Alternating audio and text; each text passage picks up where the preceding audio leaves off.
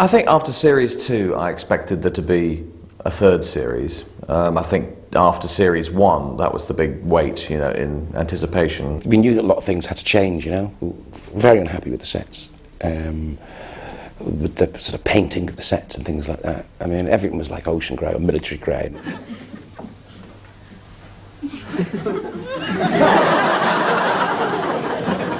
My memory of Series 1 and 2 is all very much black and white, because there was very little colour, you know. Even though I was wearing Hawaiian shirts, they'd been distressed to such a level that it was just sort of grey. We wanted to give it a different look, and we were in a different position. We weren't so much bystanders. We were aware of some of the directions that had been given for the sets on the first series, which was Ed wanted it to be a grey submarine look. And that sounded fine, you know, from being on the outside, but then it wasn't really a grey submarine look, it was a grey kind of wooden TV set look. Series 3, in all areas, it was a sort of big lift, you know, in all departments, really. Mel wasn't available for those early series, and then he became available for Series 3.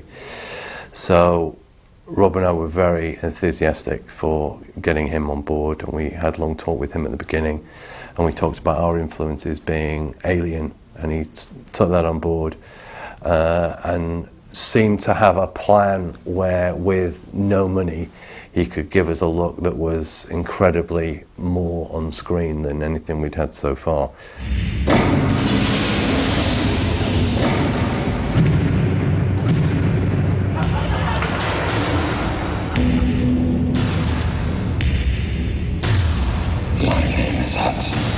I am the replacement. You used to look around the set when we first got into it and went, that's a bread delivery box. That's what you'd realise. It was actually, you know, the things when they deliver bread from the supermarket in the big plastic tray, and you go, but that's, you know, and it looks like the grid at the side of a high-tech spaceship that's pressed out of titanium that's been mined on the planet for fur.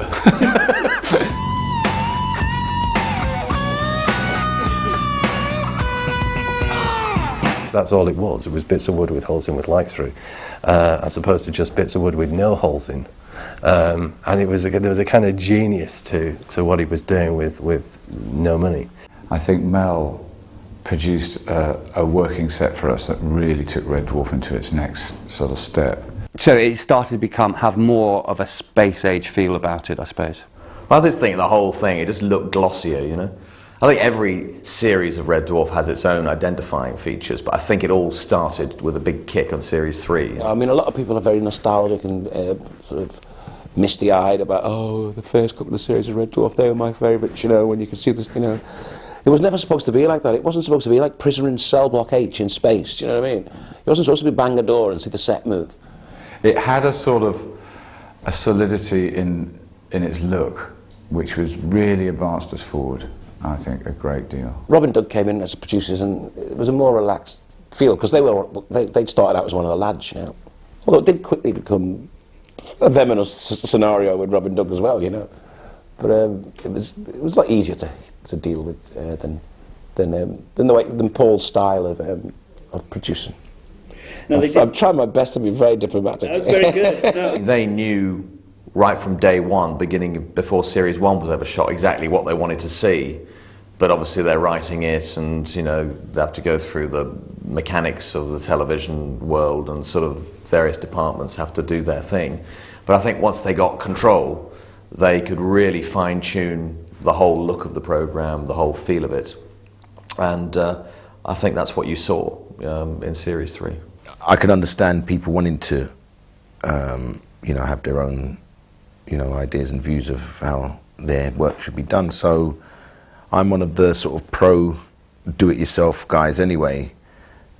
So I wasn't really bothered, because, you know, I mean, my confidence in them was already high. You know, they'd broken enough ground. And Paul Jackson's role was slowly becoming less and less and less, which was no bad thing really, because so Paul would just come in and shout at us most of the time, do you know what I mean? Try and scare us into like being funny.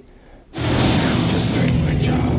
It's not my fault if I love it. You can't really work in with that sort of pressure sometimes.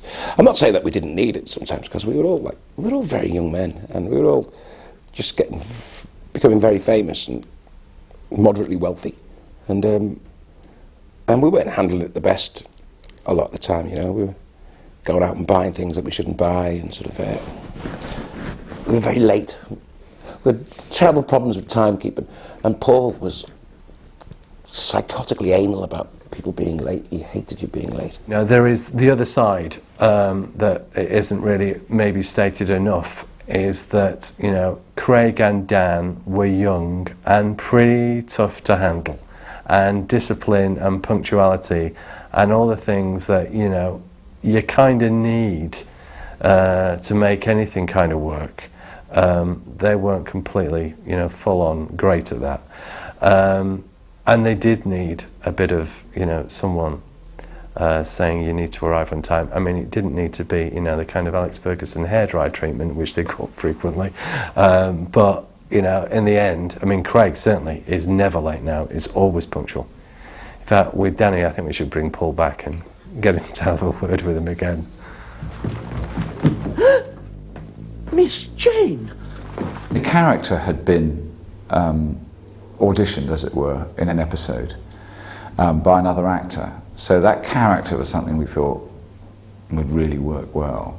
To work as a runner, it was then finding the right person to do it. I think the way I got the part of Crichton was from being in a play at the Edinburgh Festival in 1988 called Mammon, Robot Born of Woman, which had absolutely nothing to do with Crichton, although there were some seeds I can now see of a sort of Crichton-esque behaviour in that play, and which is a play I wrote. It was just a two-hander play, which was very successful, and Paul Jackson, who was then the producer of Red Dwarf, saw that play, and, you know, he came up to me after I had worked with him before, and he said, "Oh, it's very good, Robert, lovely," and then disappeared, didn't sort of think anything of it. And then it must have been about 6 or 7 months later, he rang up and said, "Do you want to come in and talk to these guys that do Red Dwarf?" Well, I mean, to be honest, I really thought that, you know, after seeing David Ross play Crichton, and then, you know, we were told this other bloke was coming in to do Crichton, it was like, poor guy, you know, this guy's going to die a death, you know.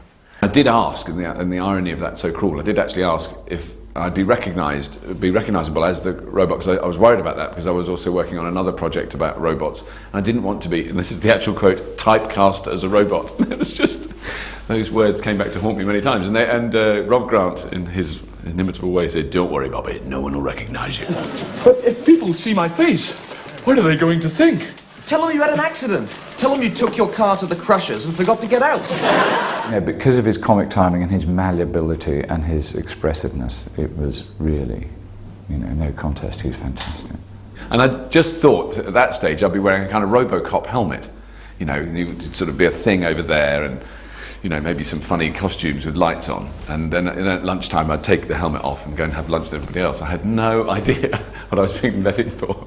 So that was basically how it started. And I think I did do some peculiar walks for them at that stage, which was only slightly embarrassing in that one of them I called my Douglas Bader special, which I said you could walk like a mechanical walking machine that had limited joints.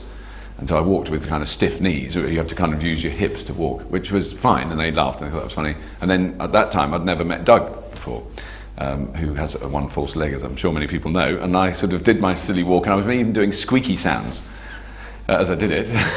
and then at the end they all got up and shook my hand, and Doug walked over to me, and I thought, he's not taking the piss, is he? That's, you know, and I thought, well, that's, and I remember walking out there going, what a shame, because that would have been really good fun to do that job, but I've totally blown it.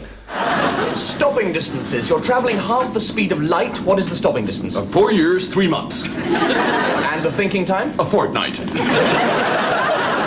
And Robert gave us the idea, gave us the chance to have like exposition on legs in a way, because that's where Norman's part really was to set up the plot, give him a couple of gags, set up the plot, everyone goes, oh wow, and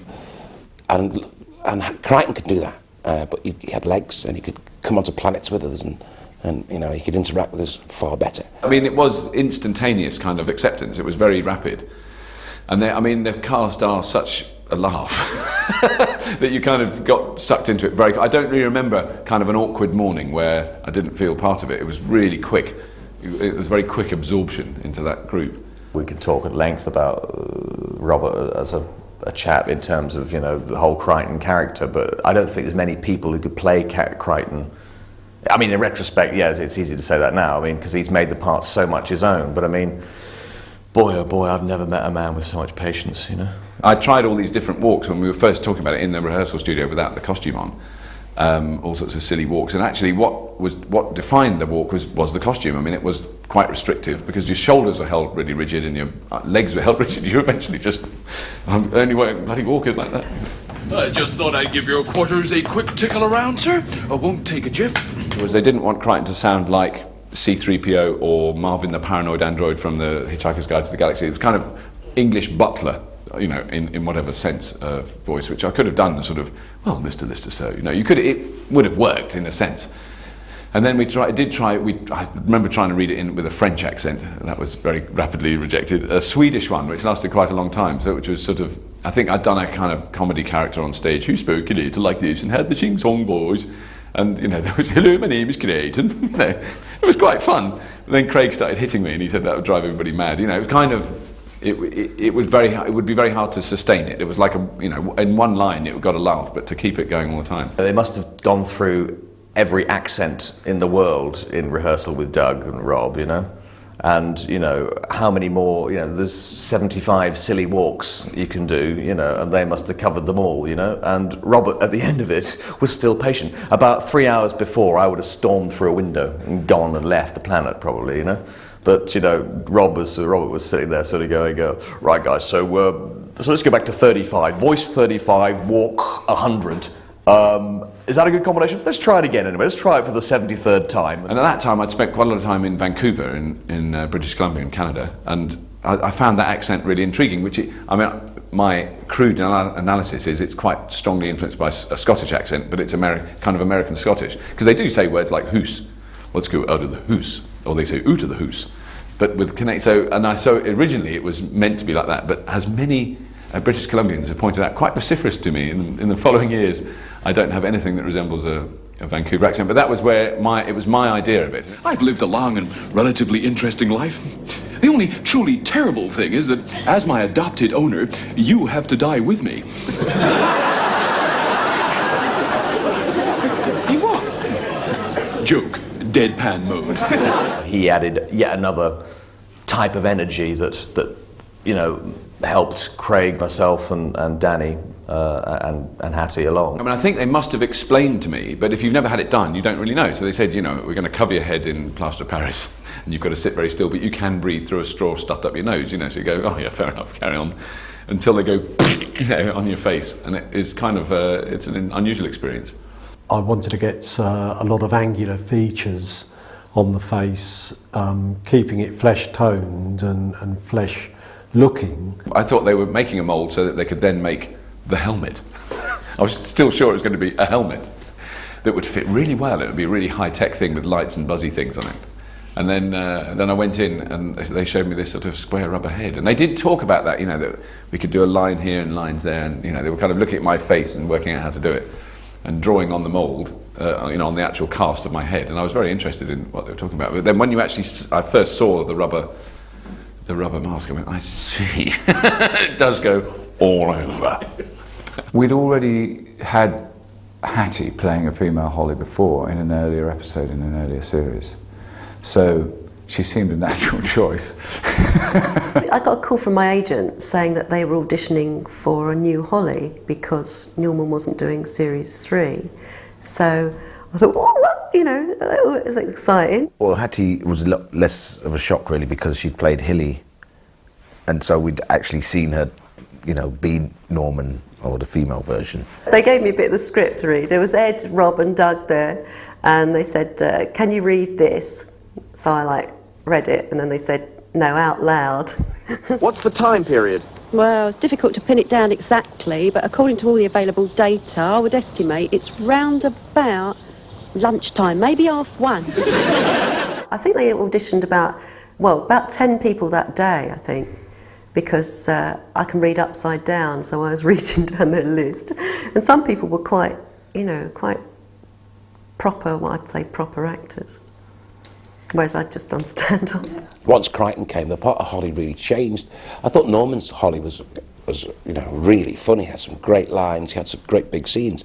But Crichton took over that role. So the Hattie's role as Holly was much more reduced and a lot less funny. She had a lot less to do, really, because Crichton was doing all the exposition. It was actually good to have a female voice on the show, you know. Sounds odd to say that, but it really actually just tempered a little bit of the sort of male domination. They weren't black holes. What were they? Grit. 5 specks of grit on the scannerscope. Yeah, the first episode we filmed for Red Dwarf 3, the night before I was still at the Edinburgh Festival, because there was a party, and I thought, oh, should I go to that? Well, I went back to the flat and I thought, no, I'll just nip to the party for an hour or so, it won't make a lot of difference. So I got all dressed up in my blue 50s cocktail dress and high heels and everything, and I went along to this last night party, and the person I was sharing a flat with was there and everything, and then all of a sudden he wasn't there, and so I didn't say goodbye to him. So then I went back to the flat and realised I hadn't got my front door keys, and I just sat on the doorstep all night until the taxi arrived at 6 in the morning because I couldn't get in. And he said, have you got any luggage? And I went, yeah, but it's all in the flat. So I turned up, well, I came to Heathrow, got a cab to Acton, and turned up in the rehearsal room with me 50s cocktail dress, lovely blue and black cocktail dress, high heels, and makeup smeared all over the shop. and they just like went, they really thought I was completely mad. So sort of Hattie and I were like the two new children at school, a bit nervous. We also got Howard in, and Howard gave again a kind of a more, I think, realistic kind of textured feel to the clothes and the costumes. Howard started using a lot of sort of heavier fabrics, sort of real fabrics like suede and leather, as opposed to cotton and nylon and all that kind of stuff. Hang on, wait a minute. Nod, no. In the book, you know, think about the art school background. I took the fact that he would do, you know, he'd customise his own jacket. You're so smart. I'm glad I came with you. Well, we are the smart party. I didn't come here looking for trouble. I just came to do the Red Dwarf Shuffle. He's smart. He's smart. Just sat on Lister so much better than Hawaiian shirts and nylon boots, you know. Captain Emerald. He looked like, I thought it was good though, although everyone, he hated it. But it looked like something out of Captain Scarlet, do you know what I mean? Essentially, it was to have that sort of, the hologrammatic look. It was to help show that he was a hologram. We used fabric that was two-tone, that had a different shine. The H became more sophisticated on his head. The good thing about Howard coming in was, you know, that person now wants to say, right, I want to make my mark on it.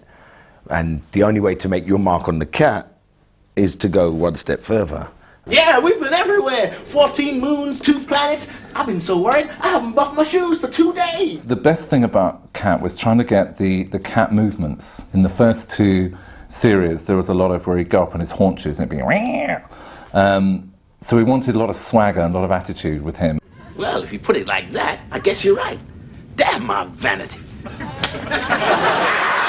Obviously, it was the first time that Crichton was coming into the main character. Now he'd been established in a previous episode, a previous series, when he was a butler. But obviously, he was this mechanoid character. So I took the metal element. Myself? Well, that's a bit of a balmy notion, if you don't mind my saying so, sir. The idea being that if you peeled off his suit, he would look exactly the same underneath. Like an action man. Hey, if you can't stand the heat, vacate the cooking area. In or out. Okay, I'm in. At that stage, I think it had a very rigid groinal section, so I couldn't sit down without being unbolted for a while. Because yes, as Craig pointed out, it was my big fat bum that always broke it, but I think it had Velcro originally down the sides, and then I only had to move slightly, it would go it would just fall apart. So then it actually had sort of bolts to hold it all together. The first series we all flew. But people tended to miss planes on quite a regular basis, mentioning no names at all. But week 3, when Craig had missed it every single week, you know, it was decided that our pre-record days were getting shorter and shorter, and we would all go up on the bus the day before. I know Craig was delayed one flight because he had bullets in his hat, and they wouldn't let him through. And they were constantly being late, and then it was like, okay, you're not old or mature enough to get planes on your own. We're going to escort you to a bus and drive you up. It was like, you know, the sort of Sunday afternoon coach ride to the football match with, you know, crates of beer and videos to take us on. So, but we always used to watch like science fiction ones. Oh, marvellous it was. Oh, what an exotic trip. We used to fly up there before, and it was quite weird actually. The more popular the series got, the worse our transport got. I didn't quite understand that. And we'd arrive there horrendously late. We'd do a camera rehearsal, get in the bus, drive up to Manchester. So we get out into the hotel at kind of 1 in the morning, and I'd go to bed, and Craig and Danny go out clubbing, you know. Well, we did the whole of Series 3 with a hangover, basically. I mean, especially the Friday, was just all in the blare, really. Because we'd go out, you know, and Danny, John Jules would be taking me to places like Moss Side, to all these like shebeens, and we'd be taking Norman Lovett with us in Series 2. So by Series 3, we were well established on the hacienda Manchester scene, man. You know, we bonded more, I would imagine, during the evenings out in Manchester. We had a good laugh, and it's a great city up there to go out for the night. And we were in our 20s, and we did what people in their 20s would do in a city like Manchester after a hard day's filming. It's party time! Don't forget that the Hacienda was open then, so because it was a long time ago. So, and it was just down the road. So very often I had been known to go to the Hacienda to find out if the boys were still there. So we'd be getting in at 5 in the morning, thinking we've got 5 hours before our 10 o'clock call. And Robert going to work at 5 to get into the match, so that when we arrived at 10 o'clock he was ready. So we kind of felt very sorry for him. Poor Robert though, you know. In those days it used to take 3 or 4 hours to put his makeup on. So he'd have to, you know, get up at crack of dawn, 5 o'clock in the morning out, and we'd be sort of coming in. Dun, dun, dun, dun, dun, dun, dun, dun, dun. We used to sleep through rehearsals the next day. We'd be blocking it on camera, and you know, people... Okay, Craig, you go over there. And all right, in a daze, you know. But by the time the live audience came in the day after, we were, you know, because we were all there. We'd rehearsed it all week, so that first night in Manchester was a good way of letting your hair down. It was great for sort of team spirit as well. When we'd finished the shoot on you know, whatever it was, Friday night, we'd all get back in the bus after the recording, and it was always me last, because it took so long to get the makeup off. So that the whole bus would be waiting outside the studio, from everybody inside already, like that. And I'd get on with my bags, everybody, eyes held open with tape, you know, trying to keep going. And then the mad drive back, where you would hear classic showbiz anecdotes from Danny, or motoring facts from Chris Barry. You could get some great ones of those. Acton was where most of the BBC shows used to rehearse. I mean, it was a series of floors with kind of like a gym floor and baseball nets, which were used as kind of to work out where doors were, and on white tape, and chairs, and they were very dull, very boring. I hated Acton. It was hell to get to, and I didn't think it gave the actors any sense of where they were or what they were doing. I always remember there'd just be all these different things that should have been props that actually weren't. It was just anything that was there, because they didn't have the real props to mess around with, because they were up in Manchester and we did the rehearsals down in Acton. So it'd be like picking up a banana and going, you know, death to you type thing, and they're going, sorry, is the banana, is that a ray gun or is that my hat? You know, and just like everyone would lose track of what all these props were.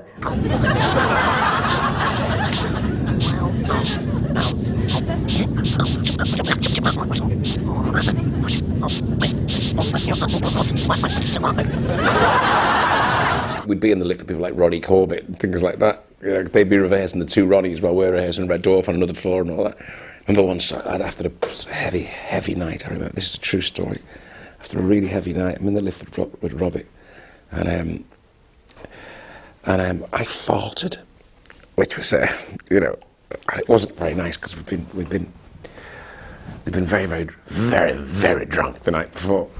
And I let one go, and I looked around, and Ronnie Corbett was standing behind me. Now, Ronnie Corbett genuinely is tiny, you know. And he's about exhaust pipe height, if you know what I mean. And he got the full front of it. And he got out on floor 2. So we thought, oh, didn't think of it. But then we found out that he was rehearsed on floor 5. So it was so bad. He got out on floor 2 and walked up the stairs. But I was so embarrassed. Ronnie Corbett, I mean, we were young and he was a comedy god, you know. The two Ronnies are like, wow.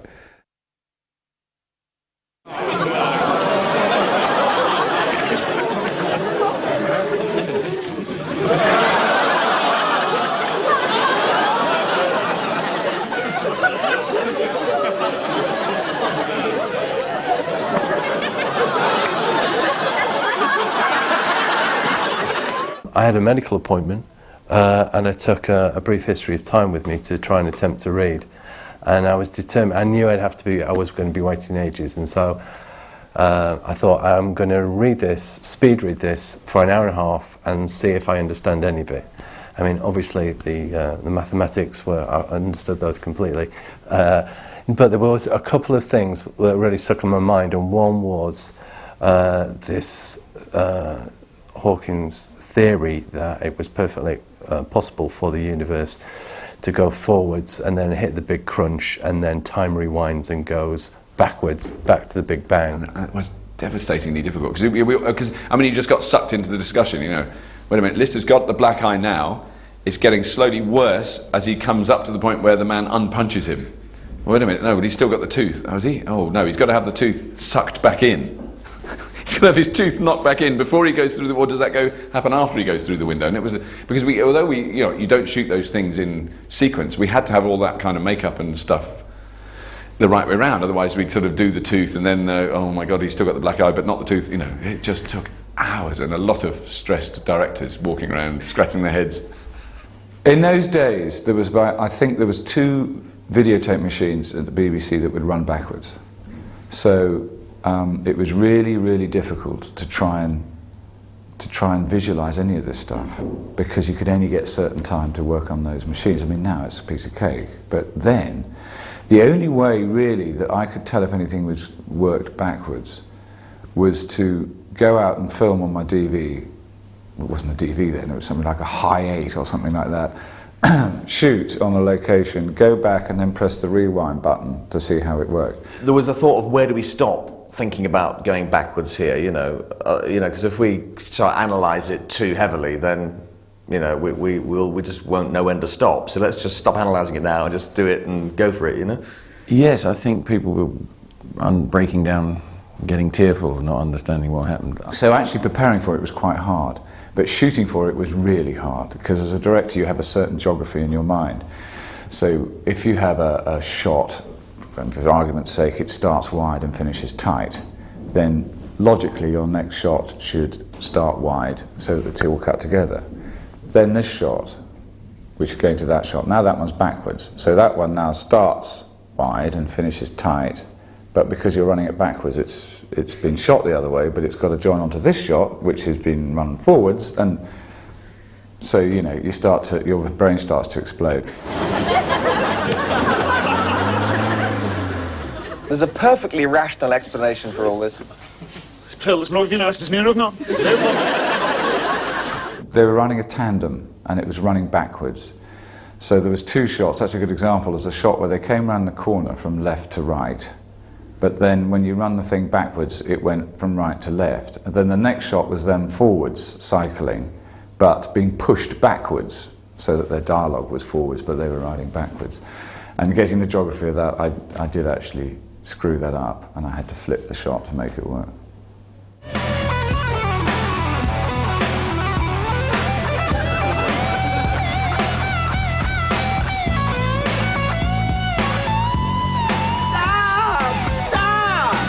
There's always holes like that, you know, when you come to rehearsals, you start thinking, I mean, you got the great, you know, premise and all that, and you think, well, if that can't happen, because if that happened, that would happen, and, you know, so we're always working our way through minefield of sort of continuity, sort of potholes that it's so easy to fall down if you take it.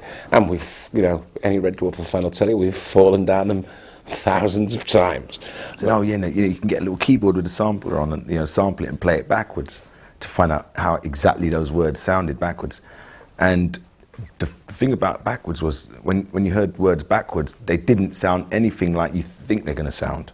Some of the stuff that we found out in backwards, you think bitter backwards would be ritib or something like that, or retib, but it's not, it's airskip. If I say airskip and you're saying that backwards, that'll say bitter. That's quite weird.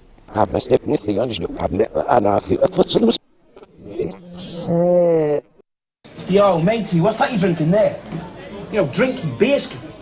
Erskip. Ah, airskip. 2 pints of airskip, please. Airskip? 2. Was that difficult? No, with a smart party. We were filmers on the docks, and like Toxteth, just like the other end, just city centre, Toxteth, the docks. So it's just across the city. So I used to nip out whenever I could. There's always a distraction when you're on location, because either where you're filming, or there's if you've got, like, especially outside, you've got much more time on your hands because it takes longer to set things up. So you can stray. We went to lunch, and because of there being so many vehicles or whatever, we hung all the car keys in the back of the prop van. So all the car keys were there for everybody. And then we came back from lunch and everybody's ready. Now you've got to imagine it isn't single camera we're shooting here. We've got 5 prop guys, we've got standby chippies, we've got painters, we've got half a ship built, we've got set up for them appearing out of this ship that doesn't exist because it's invisible. So we're setting up and we're trying to push along, and I think we got slightly behind. And then it was discovered that Craig and Danny weren't there. I'm easily led. Mike Agnew was always very good at having kittens. I mean, this is only, thinking about it now, we kind of think that they might have borrowed one of the cars and disappeared for a while. It was lunchtime and there was kind of a few hire cars lying around. So we're in Liverpool, and Craig thought maybe we could just do a little tourist jaunt.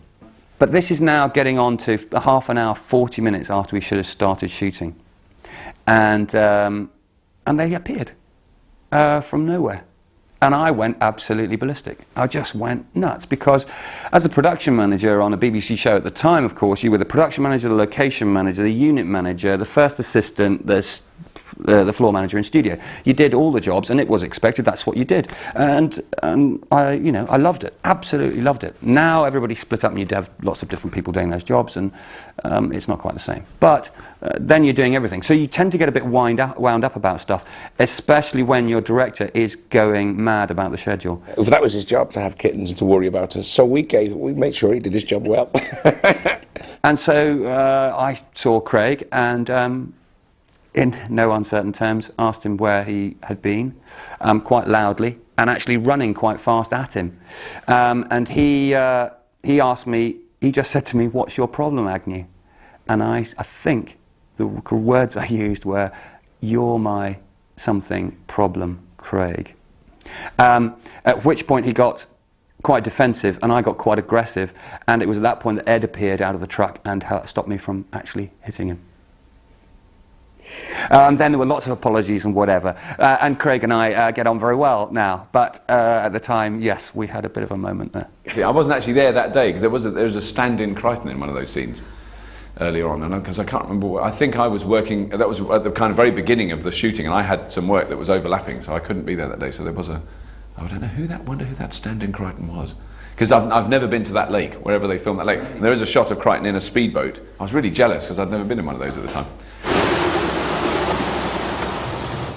It was kind of quite dangerous as well, and it was freezing. I'm head to toe, heavy leather gear, and I've got to walk backwards slowly and submerge myself into the lake, but I couldn't really get myself under, because you'd get air bubbles underneath your jacket and stuff like that, so they stuck loads of lead weights and stuff like that in my pockets and down my boots and things like that.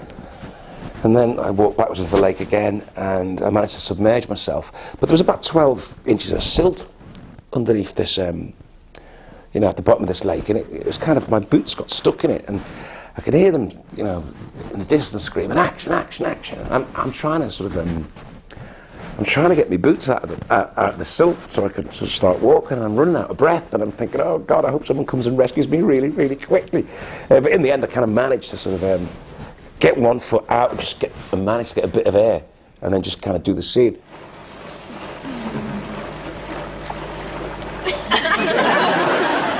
You find anything? Well, the bug's there, but they're not.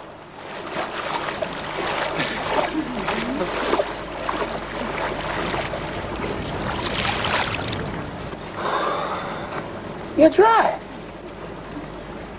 That's weird. But the big test with the actor is that they have to stay underwater long enough for the water to become flat, and in the end of the day, you're completely in their hands. You can't going to go, I'll cue you. They're underwater, you know. So, and Craig was great. He hung around underwater for really quite a long time, and the water was completely flat before we re-emerged, you know. I was in me green git rimmer outfit with the aerial sticking out of the peak cap, I think, and Robert was Crichton. And the extraordinary thing is, all of Manchester saw these two figures walking backwards, and it was as if nothing odd was happening.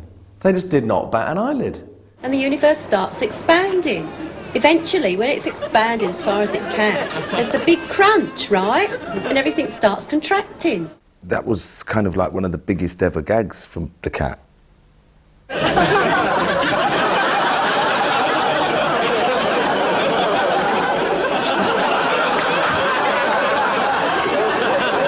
When I actually first read it, I actually had to ask them what happened. You know, like what's going on here? And Doug sort of goes, it's a backwards beep. I went, oh right. So I understood fully, you know, what his reaction should have been, and I actually got them to sort of, everything was up, you know, my eyebrows was up, I got them to get the hair up, so everything was just like upwards.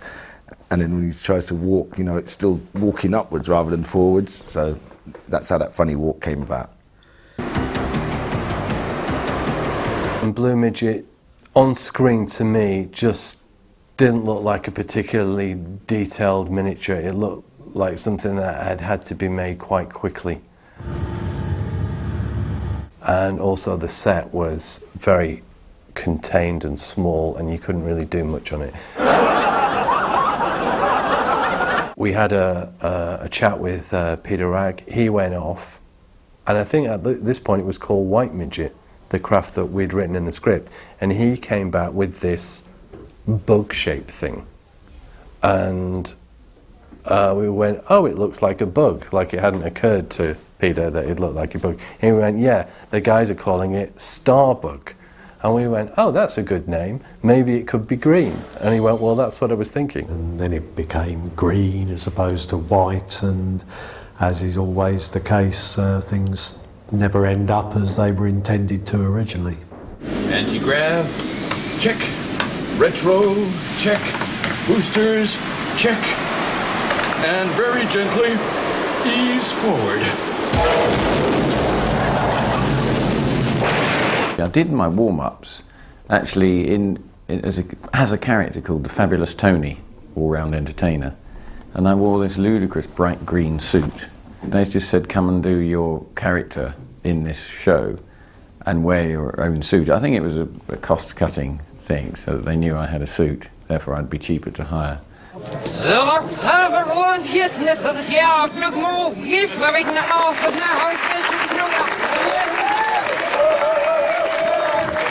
So, yeah, I just did what I normally do. I could say anything I liked, because they were just going to spin it all backwards anyway. So that was my finest backwards performance I've ever given, actually.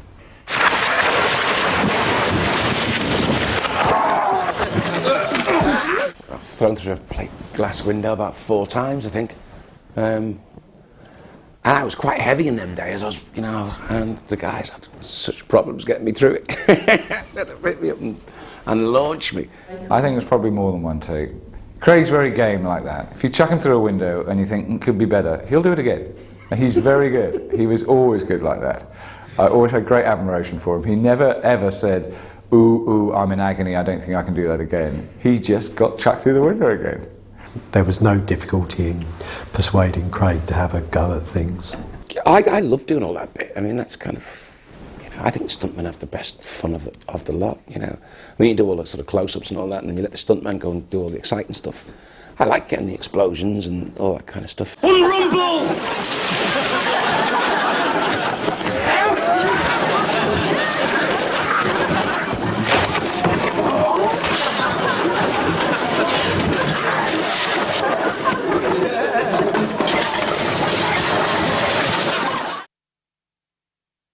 How can you be ambushed by 5 black holes? It's always the way, isn't it? We've been in deep space for 3 million years and there hasn't been one. Then all of a sudden, 5 of them turn up. No, I don't want to talk about that one because I'm not in it that much.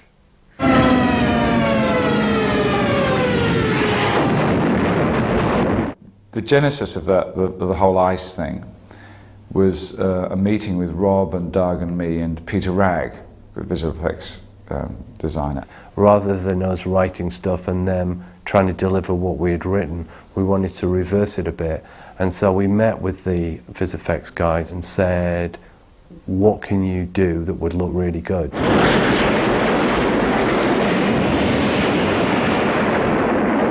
And that's where the snow thing came from Marooned. He said, we do good snow. I think Peter made the mistake of saying, snow is good, we can do snow. And I said, obviously it's not snow, what's it actually made of? And he said, soap flakes. It looked very realistic. Unfortunately, everyone slid around for the next couple of days because we had a nice soapy floor. Of course, I've got to fall out of the spaceship, land on my back, then start trying to dig my way through, and then just get completely blown into the side of this boulder. And they pulled me on this rope really hard, and like you bang, it really hit me back as well. And then you kind of open your mouth, and all these soap. I tasted soap for weeks, man. I mean, Craig suffered a lot that day as well because he had to climb out of a door and then do a comedy falling down because the wind's so strong fall. He didn't have to do any acting at all. He climbed out the door and the wind just took his feet away. It was very... I mean, they create like 70 or 80 mile an hour winds, those machines, and it's very hard to stand up near them. So.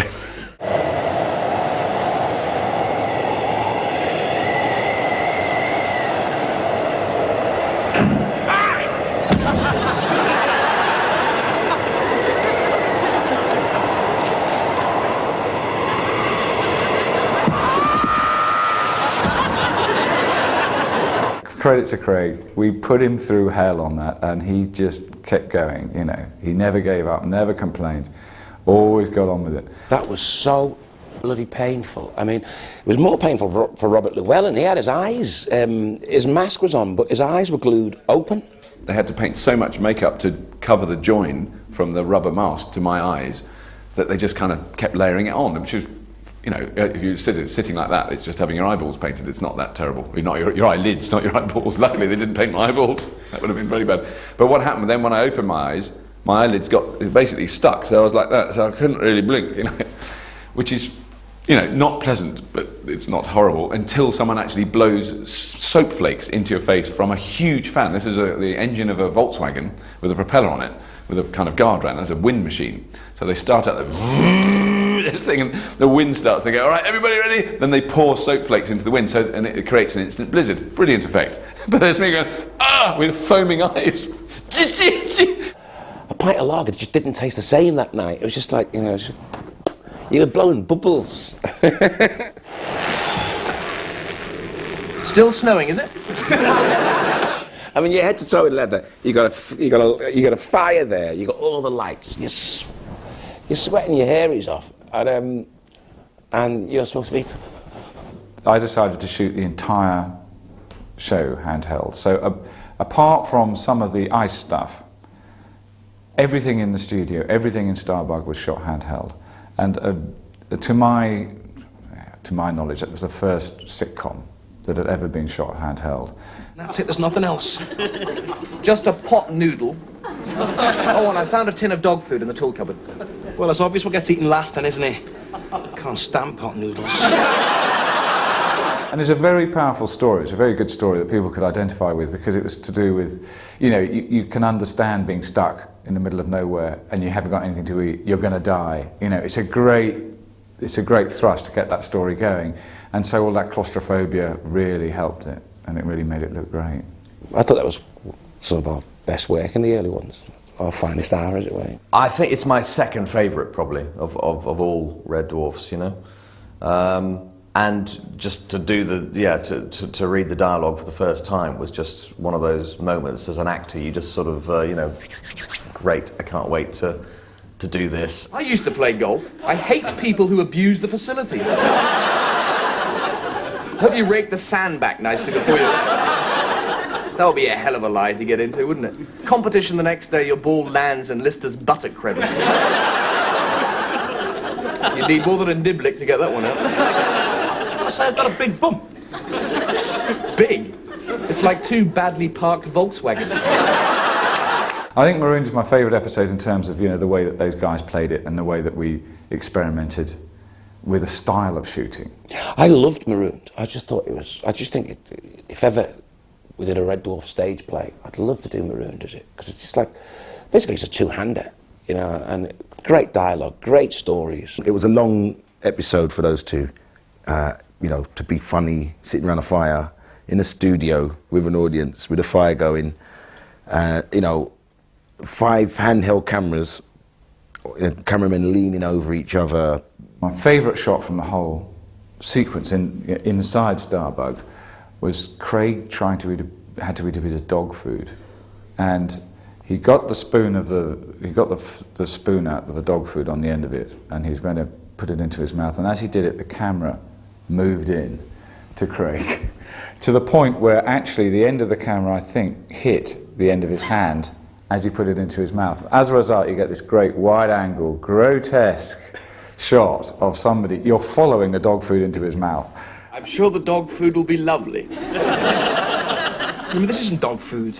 This is a piece of prime fillet steak in blue cheese sauce. It's been charcoal broiled in garlic butter and is going to taste delicious. Delicious. Delicious.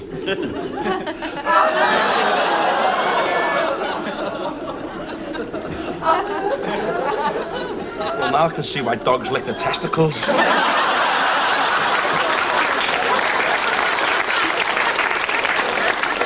Take away the taste of the food. That wasn't really dog food. I've said it was and all that kind of stuff, but it wasn't really dog food. I actually don't know what it was.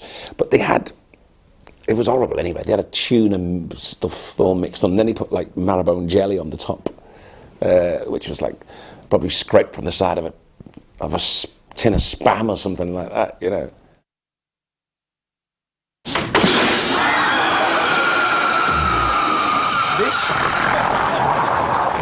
And it was great because it was disgusting, it was slimy, it was all teethy, and it was funny, you know, and that's a difficult combo to get, but he always used to manage to do it somehow. The polymorph model, yes, bane of my life. It was created and operated using cable controls, so it was what we refer to as animatronic. And then, of course, as a director, you go, that's great, now I'd like it to scuttle up and down the thing and to take off and fly, you know, and they'll go, well, it can't, we didn't make it to do that. And you go, oh, God, it must be able to scuttle around, always asking too much. And, of course, you know, the great thing about people like Peter is you always give it a go. At the end of the day, it worked, but it wasn't without its sweating brows and a few curses. Yeah, well, I used to swear a lot anyway. I like swearing, so, you know, it was nothing personal to the polymorph.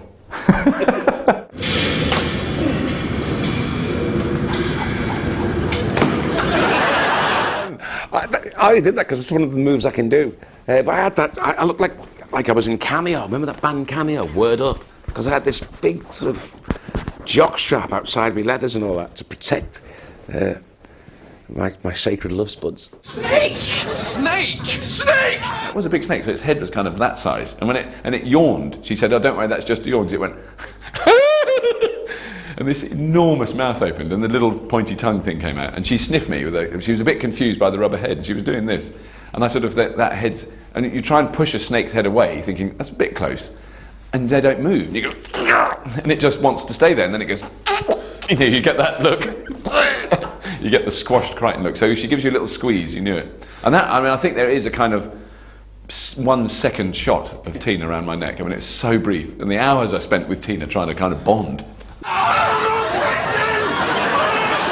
There were 2 women, one woman who looked after her and her friend were there with the snake in a box. And when I'm not in costume, you know, I've got to get as cool as I can. So I walked into the room they were in a pair of grey socks, underpants and a rubber head. And they were much more frightened of me.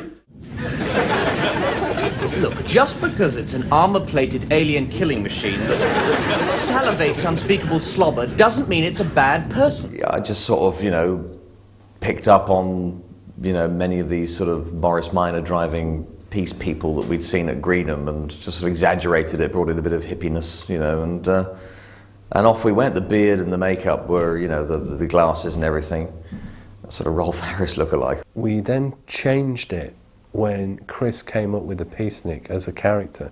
I can't remember what the original character was in it, and then we just let him rip and wrote notes down of stuff he was saying, and it was like such a scary thing because it's like, oh my God, if you open this out, they'll be wanting to do this every week, and there'll just be mayhem as everyone goes, I'll just add my part this week. But it was really kind of quite contained and good, and so Chris just went blur and did loads of stuff, and then we wrote it down and then went away and reshaped and reworked some of the things he said and put it in the script. And I think that's one of the few real scenes, you know, where it's been kind of thrown out to the floor, as it were. So that's quite interesting, and I think one of the best things we ever did, probably. Where have you been? Let's go! I've been getting myself comfortable, man. That was good because, you know, I got to wear my hair out. I didn't have to go through all the shampoo and set that day. I am so sorry, sir. Just forget it. Oh, how can I forget it, sir? I compared your mother to a foolish, aged, blubbery fish. I said she was a simple-minded, scaly old piscine. I intimated she was an ugly, lungless marine animal with galloping senility. A putrid, amphibious gill breather with less brains than a mollusk. The blubbery fish, what an agonising thing. I definitely wore a sort of channel in the tiles on my kitchen floor trying to learn that speech. It was a groove, you know, if you spilt any soup on the kitchen floor, it always rolled into that point. It was so, I don't know why it was, I think it's the lists. I think that Rob and Doug realised that, you know, if they really wanted to give me a bad time, give me a list which almost repeats itself, doesn't it? And it was a brilliant speech, it was such a funny speech. So they wrote down you know, idiot boards which they didn't want the audience to see. We were doing it in front of an audience, so they were all turned away from the audience. And we got into the scene and started doing it. And I hadn't even thought about it then. It was just like next scene. Oh, Chris! I go in with Chris. Give them. I knew the first bit, and then I got to the I'm so sorry. I called you. And all the idiot boards were still turned round. And then there was a lovely man called Mike Agnew, who was the floor manager, crawling on his hands and knees between my legs. It's the only way he could get in there. While we were doing the shot, to try and turn them around. And in fact, what you see is me doing that speech without seeing it, because I couldn't see them. So I actually could do it. It was a confidence thing, you know. I actually did know the damn thing. With digital tape now, what you can do is take 3 elements and take them away and slap them together in the edit. But in those days, because it was 1-inch tape and you kept dropping a generation every time you tried to add another layer of pictures onto the tape, we had to try and do it in the gallery, so as we were shooting it. So inevitably you'd have a piece of tape. It's called roll back and mix. It's very good. It worked really, really well. So I'd have the background piece of Genius, which would be Mel's, a piece of Mel's set. Then I'd have the next layer piece of Genius, which was Peter Ragg's Monster. And then the next layer piece of Genius was 3 actors, and they all were separate entities. Yeah, it did work. It did work, but it could only be done live, so you'd have to run the piece of tape and the actors have to watch what they're doing, and up would come the monster, and then they would come and it was all a question of coordinating timing. We did a lot of that. We got quite good at it in the end. Didn't know you could do that. Oh yes, I can plug a number of add-ons into my groinal socket, allowing me to perform virtually any household task imaginable. The only place you could really put it, because if you put it anywhere else, it seemed even more rude. But having it there just seemed to fit the bill. So you just like stick the head whisk attachment on the end and you can like whip up a Spanish omelette? I certainly can, sir. But it's amazing how few people are prepared to eat them. He actually has the components of an old vacuum cleaner that I had at home. We took the hose attachment out and sprayed it up to match his jacket. And it was done in a live studio audience.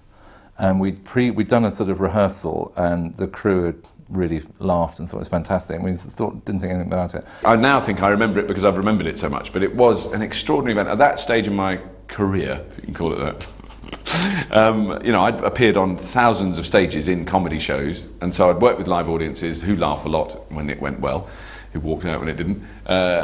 You know, so I was used to that kind of atmosphere. But I never remember having to stop doing something because we couldn't hear each other. I mean, you know, we were all of 5 feet apart, Craig and I couldn't hear anything he was saying because the audience were in such a hysterical state. We were screaming our lines at each other, but the noise was so much that we couldn't actually hear what each other was saying. So it was just a case of just waiting for his lips to stop and then hoping that that was the right cue for me to say my bit. And he was doing exactly the same thing. But, I mean, it was a riotous reception. And by this time, the audience were laughing so much that I couldn't hear anything. I couldn't hear dialogue, I couldn't hear cameras couldn't hear me. The nature of directing these things is that it's all communication. And the whole communication had broken down because the audience had gone so nuts. Something very, very this little pain in the butt. What's wrong? Help me, underpants! I'm shrieking! Oh, God! The book's alive, man! I'm getting smaller! Oh, no! Help me, please! Please, I'm begging you! I mean, really, the characters are so good that the audience would just know, they would know often a character's reaction because they just were into the characters so much and the characters were so well-rounded. And then Chris has to come in behind me with his sort of punchline, which I had no idea if he'd come in. I couldn't see him, I couldn't hear it. I knew I'd have to ride the laugh, but it wasn't, I mean, I certainly knew I'd have to wait a long time for the laugh to stop. But of course, I waited long enough. You know, I thought, hang on, how many more minutes of this episode can I waste just looking at the you know, just waiting for the line to happen, you know? So I just jumped in, really, even when the laugh was still at sort of fever pitch level.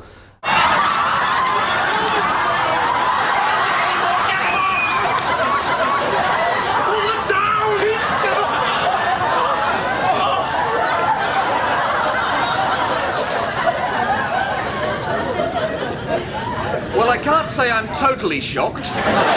They didn't even get the full edit. You know, that scene was cut down by about half to what the laugh really was, I think.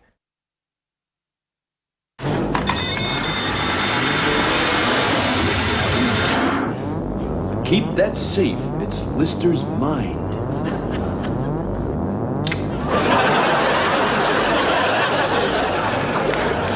It was impossible to do in front of an audience because Chris's voice had to come out of Craig's mouth and Craig's voice had to come out of Chris's, yeah. No Welshing. Of course not. Get a guide track on one, and then the next time they did it silent, I think, as I recall, so that we could get the background, all the movement, the Foley. So, otherwise that's a nightmare to create. I had to do a line, and then Craig would go, and I'd have to not only know what my response was, because I couldn't hear him, because he couldn't say it, because then Chris would dub his voice into that, you know. You can imagine a man who's only got this flimsiest grip of his lines. I think there was quite a long time spent in the studio that day. Just as well there wasn't an audience, they'd have all thrown themselves off the seating. They'd always tell you, you know, leave the gap there, because you're gonna get a laugh there. And you'd probably, where? Oh, there, yeah. You sure? Yeah. It looked very good. And because John Pumphrey was given an opportunity then to light it without having to worry about an audience being there. So if you look at that series, you'll see that there's a lot of very clever and interesting lighting in that particular episode. I sort of just did a straight impersonation of Craig, and it was fun to do, you know. I don't think he sort of, well, he'll be the first to admit that he didn't do a sort of fully fledged impersonation of me, but I knew if I'd got the mouth, you know, his you know, sort of mouth movements as much as possible. I'm no impressionist whatsoever, and I'm not that good at voices either. So that was a really worrying week for me. It was a really, really hard work for me that week. Just trying to keep up with Chris's level of mimicry, really, you know. Chris's impression of Craig physically was really quite good, spot on, in fact. But when you came to revoicing, Craig's impression of Chris fitting into his mouth was perfect. So they both had different strengths. So I don't think you can say one was better than the other. They were great in their individually for different reasons. It was difficult for Chris because I speak a lot quicker than Chris speaks, and so he's got to get his rimmer in, you know, be rimmer in a shorter space of time because I speak quicker. Whereas, but I was really good at sort of hitting the marks in the lip sync studio. So it actually does look like my voice is coming out of Chris when he's speaking, which is it's confusing. And when you're watching it, you start getting confused because you start thinking that's him when it's me, you know, and that's me when it's him. If you watch it sometimes, occasionally my voice goes sort of almost impersonates him, you know, when I'm doing me. Just wants to, you know, I'm the only one who can hear that, but I mean, but it was fun. I thought it worked out very well. Robert's first day was absolute hell. We were in a sauna, which was a scene that wasn't used. We were in a sauna, the entire crew in t-shirts and shorts, and Crichton in full rubber. And I had the electric lighting finger to light candles for Lister's bloated out dinner. And I was going to light the candles by just going, and my finger would kind of, you know, the flame would come out of my finger. And so that was the electronics from a little electric cigarette lighter that were fitted inside the glove, and with, you know, the gas tube coming out there. It was beautifully done. Peter Ragg made it. And then the actual cylinder of the gas was down my sleeve, and there was electronics, and he was behind me with the switch to switch it. And it was all marvellous, and it worked. We tried it beforehand, and it went, wow, it's a flame. It's really clever. As always, I tried it on myself first to be sure that it was safe and nothing could possibly go wrong. I don't know how he survived that. Yeah, that was hot, that room. I mean, you walked in there, and even if you weren't doing anything, you were just sweating.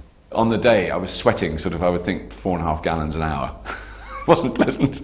So I was very damp inside. And Peter said I had a cut on my finger. I don't quite remember that, but certainly my hands were in a damp condition. So that the 2 bits of bare wire for this really micro low voltage lighter, because it's not a big voltage, it's a little spark. Every time he switched the switch, I go, let me light the candle.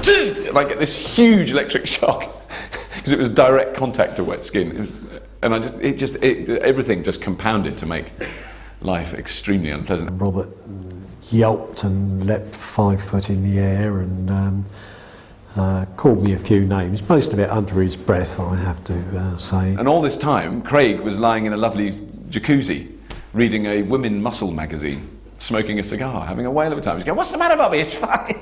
Just floating there for hours. Well, there's all these technicians trying to get this electronic finger to work. This is what I call training. Paul Jackson, the man who'd originally seen the play that I was in, who was there that day, and I sort of collapsed on a stairwell in the sauna going, I think I'm a bit hot. You know, you don't even register it, your brains cook. I didn't feel ill, I just sort of fell over. And he was sort of looking at me going, yeah, bet you're glad I saw that play now. It was such a confusion episode to film. And then when I went like that and got all the into the mashed potato and poured the gravy over my head.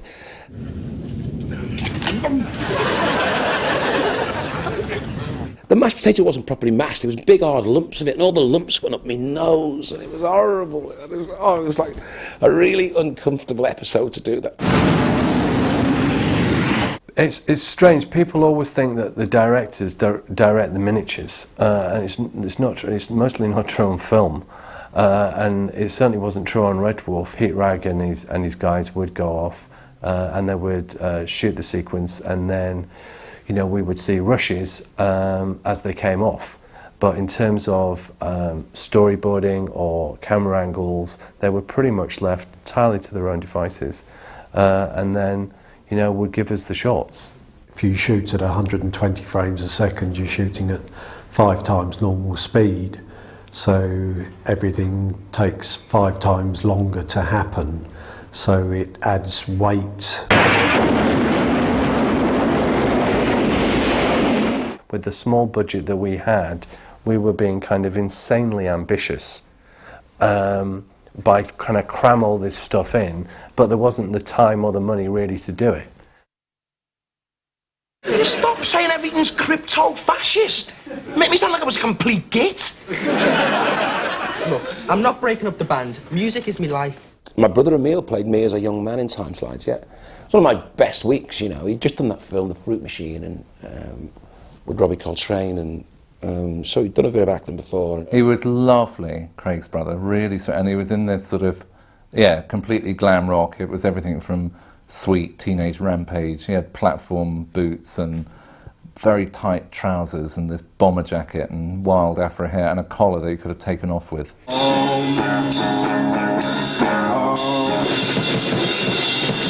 One of the first songs I ever wrote.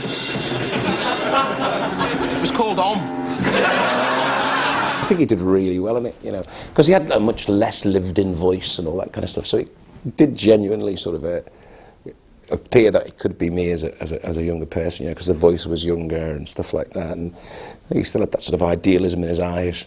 That's Frank. It's my brother's wedding. Basically, you create a wipe, and then you can take the inside of that picture out and replace it with another one. And that's how we set up the bulk of the slides.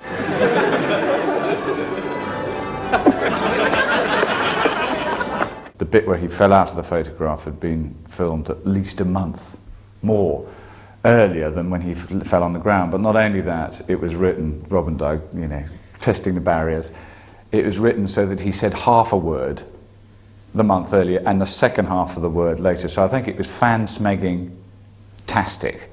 In-smegging. Incredible. And then once we kind of, you sold the idea, so you go, right, that works. Everyone understands the concept of walking in and out of a photograph. Then you can allow the comedy to work really well. So Craig throws a snowball out of the picture. Danny catches it, throws it back, hits him in the face. Massive laugh.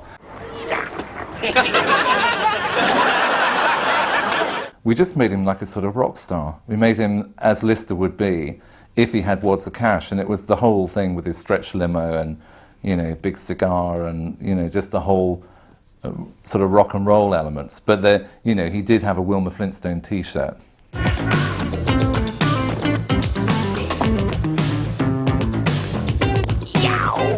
Ed had said to me, because I wanted to direct, he said, why don't you direct this scene? Psst, wake up. What is it? And then I sat down in the big chair in the centre of the console, and everyone's there waiting on your every word. And in walked Ed By, Paul Jackson, Rob Grant, Doug Naylor. Now, have you got all that? I think so. Then my camera script got changed. Almost entirely. I mean, out of all proportion. Just by the odd, oh, why don't you do it like that? And why don't you do it like that? And whatever. And it wasn't until afterwards, sort of looking back at it, I went, that's not what I wanted to do at all. But actually, it was probably 300% better than anything I could have done. Your Crichton Series 3 mechanoid is now reaching the end of its useful service life. It can hardly have escaped your attention that he's slow, stupid, crudely designed, and quite amazingly ugly. He needs replacing. Things would crop up during a rehearsal time, or, you know, an idea would happen sort of pretty much overnight, and I think this was one of them, that suddenly we'd have this alternate Crichton. I knew Rob and Doug a bit through two other guys in Absolute and the kind of the comedy mafia that happens. So I'd known them before, but they sort of said, we'd like you to do this part, and I didn't even go, I didn't have a casting, which was, at that stage of my career, was very, very unusual. In fact, at this stage of my career, it's very unusual. Crichton, you're not dead. You should be dismantled and ready to leave. The background and kind of the fringe and stuff, you tend to make things yourself. So I literally was sitting there the night before going, I have no idea why they've asked me to do this. I don't know what I'm going to do. And I suddenly thought, what's the voice that's not like me? Because they can't want a Scottish big Jesse kind of robot. What would that? So I started talking like that, and I said, "Well, that's okay. That might work." So so I did that. The problem being that I can only really do that for about 10 seconds at a time. So by the end of the read through, my vocal cords were lying in a bloody mess on the table. But they were terribly impressed. That was the great thing. They were cock-a-hoop about it, and they said, "No, this is a great voice." And I said, well, "That's very kind." And 10 times stronger.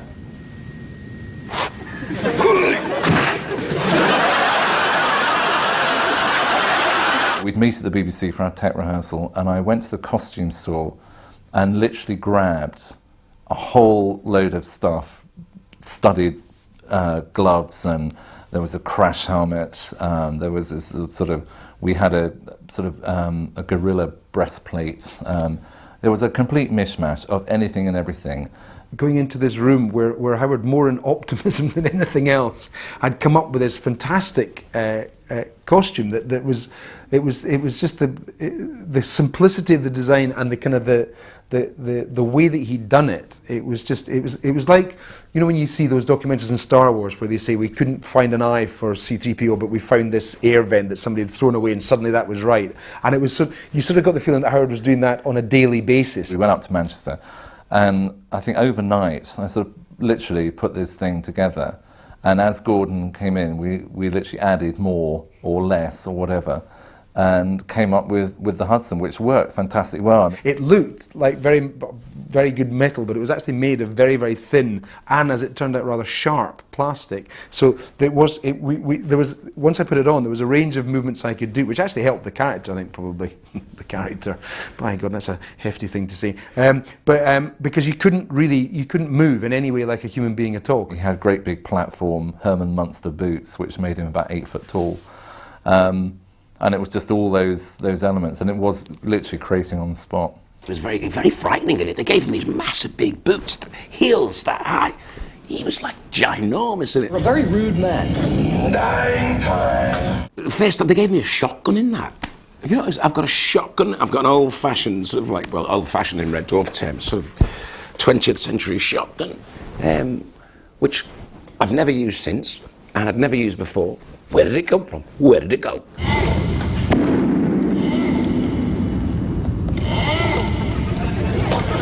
I used to do quite a lot of science at school, so I said, trust me, that will be all right. And I kind of just wrote various, I think, I may be completely wrong about that. I'm sure I'm exaggerating my role in the whole creative process here. 10 times faster than any droid on the market. It was sort of early days of this stuff where basically, literally what happened was the camera was locked off, and I did the thing, I came to the end of it, and everyone stood still, and they just took the chicken, I put the other chicken back, and did it, and it was all fine. Very weird, but it was, no, but that was very good fun. And again, that gave me a lot of confidence, because it was a pre-record day. People started laughing when you were doing it, and it just makes such a difference, because it is weird when you come in to do one thing, and in something like this, it's sort of the royal family of sitcoms. You know, you kind of doffing your cap to people, and if they laugh, you kind of think, well, that's okay, you're doing the right thing. Is that the way you want it? It's the way it is. Then you better leave an address with your body, so I can mail it to your head. In fact, there's two fantastic things about the makeup. A, I wasn't Robert, which was absolutely fantastic. It was very bizarre. The cast were just so happy, generally on a daily basis, not being Robert. Apart from Robert, obviously, because he was Robert.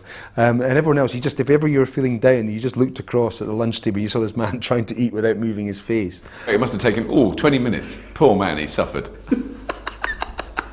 And a really butch costume. He looked really butch. With a bit of mascara and a beard. Robert was so bloody jealous. I want that for next season. I want that. The amount of time I spend listening to Robert Llewellyn moaning about his mask. And he had this tube down the back of his head for the sweat kind of duct. I mean, it was... Anyway, so that was very good. But also, they made me up to be very tanned, and they completely hollowed my cheeks out. I kind of looked like Ian Glenn for the one and only time in my life I was ever going to look chiselled and film movie-like. And it was extraordinary. I mean, I saw stills, and it worked. As soon as I moved, you could see it was makeup, unfortunately. But the stills were fantastic. Don't tell Robert. That's what he'll want. It's a computer chip. Oh, it's a 5517/W13 Alpha Sim modem. Oh, it's the interface circuit with a built-in 599 XRDP. Oh, how did you know? Intuition. Originally, Holly didn't get anything for Crichton in Last Day, and I thought, oh, Hollywood, you know, Hollywood? Hey, Hollywood. My goodness, I do believe I'm drunk. I suddenly feel the need to strut my funky stuff. Sit down, it's the booze, you're not used to it. We were only acting, unfortunately. I did suggest that we should do it method-wise and just all get completely wrecked and then do it. Somehow, BBC, insurance, all that kind of stuff, being pissed in the studio, they don't like it, you know. I think they were, but I think they've had quite a lot of practice. And I mean, I'm not very good at it. I have been drunk in my life, but I'm very bad at it. I'm a very cheap date, and I can get drunk on half a sort of lager shandy. You know, it's, in fact, quite a weak shandy. So, I mean, I was sort of doing quite bad drunk acting, which was very appropriate for Crichton, thank goodness. Not during the course, definitely afterwards, but not during the course, as far as I know. They just like lie back and accept it. You know, there was an awful lot of moaning going on as well. Robert was, you know, and from Hattie as well. Hattie was moaning. Hattie wanted an episode that featured, you know, heavily hair because she had a small character. And, Robert wanted an episode that featured him, and it was easier to do one featuring Robert first because he was so accomplished, you know. And by the time we got to Last Day, he was flying, you know. He just fit into the sort of network of characters really well. A lot of that's to do with the writing, obviously, but his level of performance and the way he interacted with the other characters just worked really, really well. So he had a kind of chemistry that you knew you could exploit. As Crichton is being written and as Robert's performing it, you can see Doug's eyes just opening wide and think, God, I've got to smash here, you know. This character's, you know, you could see it building all the time, and you could see Crichton building all the time. It very quickly became one of the most popular characters, you know. I mean, you know, even overtaking me and Chris, you know, in some people's estimations, you know, because it's a fantastically thought out, excellently crafted and brilliantly acted character, you know. Don't give me the Star Trek crap, it's too early in the morning. Me and Crichton were both new for Series 3, well, as us anyway. Yeah, I always wondered about whether I was going to get death threats or something, but luckily I didn't. If I did, they were diverted, which I don't know if that's worse, not to know about them, but no, it seemed to be all right. I mean, by the time we recorded The Last Day, which was the last episode we recorded of Series 3, you know, I'd really kind of got to know this little group of people. I mean, it wasn't, you know, very much centred on the cast, but also everybody else outside it, Rob and Doug, the writers, and Ed, the director, and all the, you know, Mel Bibby, Peter Ragg, all that crowd. You know, it is a very intense, enclosed little working environment. You get very close to them. And you have to, because it's kind of trench humour that goes on, you've got to get through this insane job. Everybody's got, you know, if you haven't got a rubber head on, you've got weird teeth in, a funny H, or your head's sewn up with that, or you're sitting with a neck brace, you can't move, you know. I mean, we all had our bit to carry. We always expected never to come back, I think. I was kind of depressed because I thought, what a brilliant job. I really enjoyed doing it, and it's the last one we'll ever do, because it was, at that time, the end of the series. We've done 3 series, we never expected to do any more. Big party that night for all the people who've been in it. Every last episode made you paranoid. You think, is this the last one? I don't think I felt that, because, I mean, I thought this show has many series left in it, but maybe 1 or 2, you know, but I didn't think, something told me that I just didn't think it was the end of Red Dwarf as a television show at the time, you know? When you look back at certain bits, you go, oh, that was good, that we pulled that off. And that's kind of technical stuff that was challenging then. Wouldn't be so difficult now, but it was then. I've always said that one of the main reasons that kept me in that rubber head was the writing. The writing of those series is exquisite. I mean, you know, and it's stood the test of time. I think I really admired it at the time, but wasn't sure exactly what it was. I didn't, you know, it's very hard to, as you're working on it, to see really what it is, the quality of that. But it was hard to learn, and other actors that are proper actors that have been in the show have said this is really hard to learn, because they don't use any cliches, and any actor, as you learn lines, there'll be, you know, even things like dry as a bone, or, you know, stitch in time says, like, you know, whatever, all those things, little tiny language hooks help you learn something. There are none in Red Dwarf. There's nothing to grip onto. It's a very shiny, polished orb of joy. We were always progressing forward all the time. You kind of thought, when you finish that particular series, you go, "No, this is okay. This is got to keep going," you know. Different time then too. The BBC were more, what's the word? Rich.